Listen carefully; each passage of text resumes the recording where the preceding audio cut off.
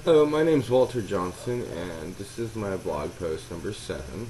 This week I am going to be talking about my reactions to the other blog posts that we saw last week in class. Well, first of all, I'd like to say thank you all who shared, and I really appreciate the insight on how other people were raised, their values, their goals.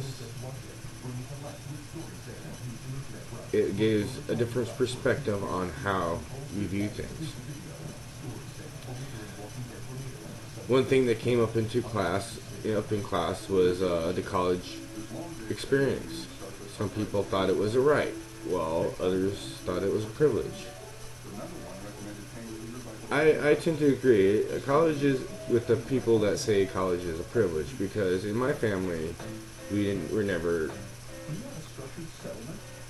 had college to look forward to, unless we would somehow come up with our own way to pay for it and go to college.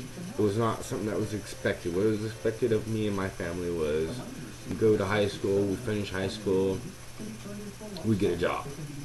We go to work, we make money, and we pay our bills. That's what is expected of my family.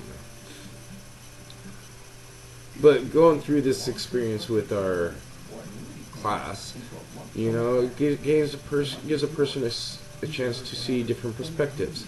As in, some families, they were expected to go to college. They had no choice in the matter. Their choices were, well, what degree are you gonna get? Are you gonna be getting a bachelor's degree or a PhD? Well, other people are like, yeah, you gotta go to college at least, to get your bachelor's degree. But,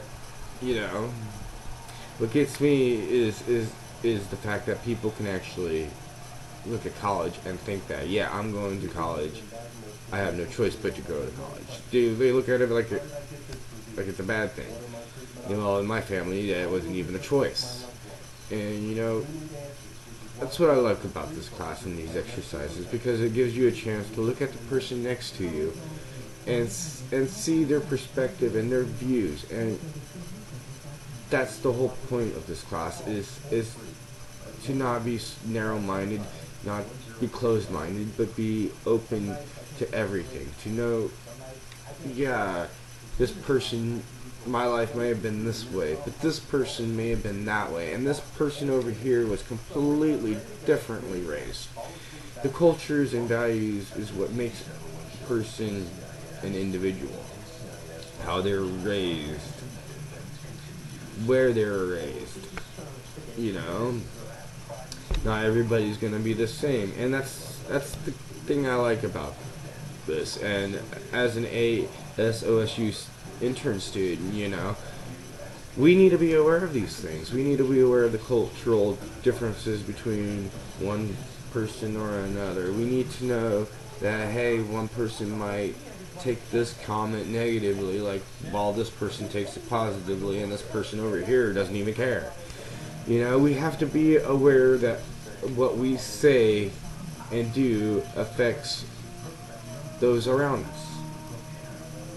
Maybe not directly, but indirectly, and we have to be conscious of that. We can't just be ignorant to other people's feelings, and that's the whole point of this class, is to give us a chance to experience this, to know this, and give us a better chance and a better foothold so we can make the change that we as a class are attempting to do. And I was also supposed to comment about one of our readings, and I read Why Benefits a Personal Assessment by Paul Keeble.